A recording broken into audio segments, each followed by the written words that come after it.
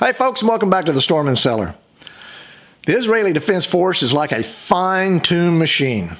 With so many moving parts to clearing the Gaza Strip of the terrorist group Hamas, they've methodically increased pressure on Hamas by shutting off electricity, water, and food supplies, while leaving communications up and operating for intelligence gathering purposes, and then shutting them down.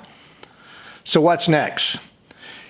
Here's what I'm seeing and what I think will transpire in the coming days. The IDF has obviously secured the perimeter of the Gaza Strip, and I believe using sonar, they've identified peripheral tunnels extended into Israeli border. Now, they're using bunker buster bombs to penetrate those tunnels, and the IDF will continue to follow the tunnels to its source, deep inside Gaza City.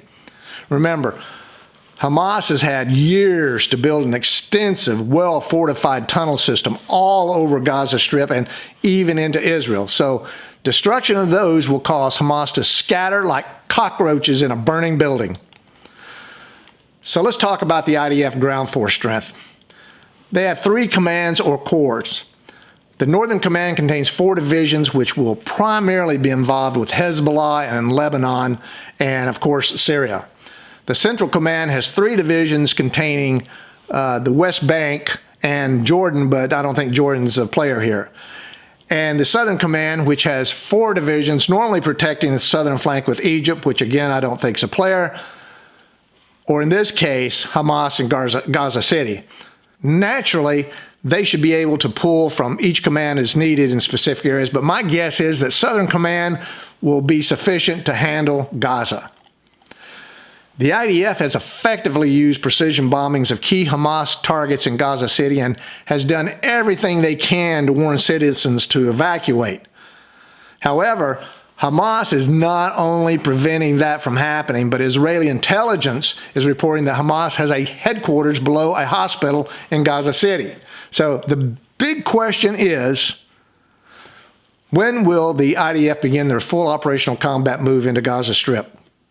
Please, don't expect IDF to announce when the push into Gaza will happen. You'll know it. That would be stupid to announce it. The IDF will attack at the time of their own choosing and with intelligence, the hostages, and effective elimination of the tunnels, which will play a big part in their decision. Now, Prime Minister Netanyahu is under tremendous pressure from his own citizens to get this thing going and not wait for the U.S. to give the nod of approval or military support, which, quite frankly, I don't believe is the case here. Netanyahu's going to do what he needs to do when he needs to do it and based on his general's advice. Again, the IDF will move in at the right time to not only execute the mission effectively, but to prevent as much IDF and civilian losses as they can. I believe they've executed pretty darn perfectly so far. Now, when the push does kick off, I see the forces moving west into the Gaza, where 3 divisions will peel off and head north towards Gaza City, and 1 division will turn south into the more urban part of the Strip. The troops will constantly be supported by artillery and naval and air support, but it's still going to be door-to-door fighting.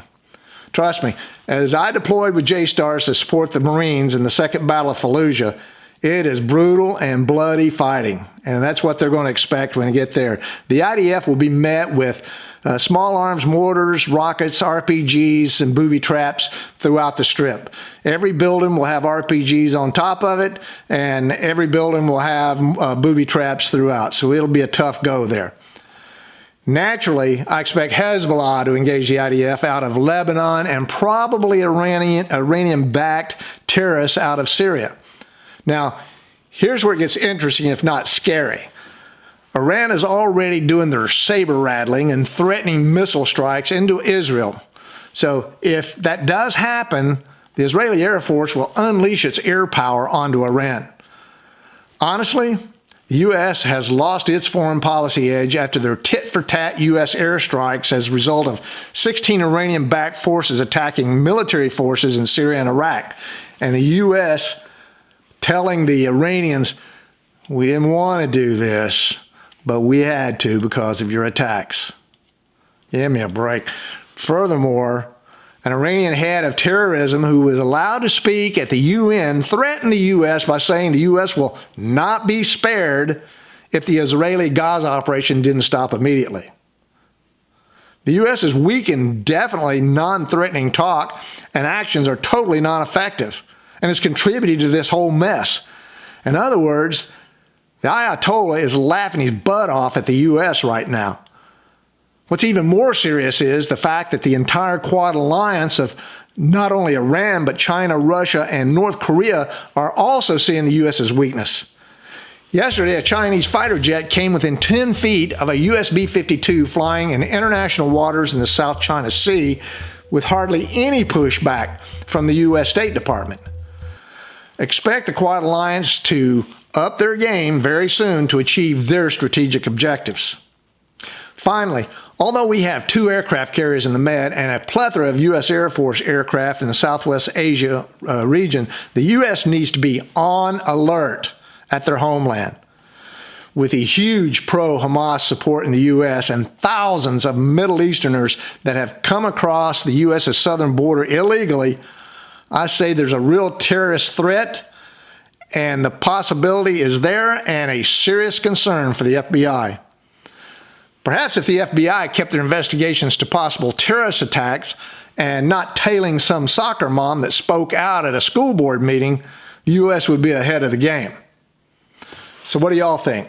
Is Israel on the right track in its combat operations in Israel? Has the U.S. lost their mojo in driving foreign policy? Is the U.S.'s weakness pushing the Quad alliance into further military action? Please, leave your comments below. I want to hear what you have to say. If you like this video, check like, subscribe, and share with your friends and enemies. Hit the bell to be notified of further videos. So until next time, make sure all your takeoff and landings equal.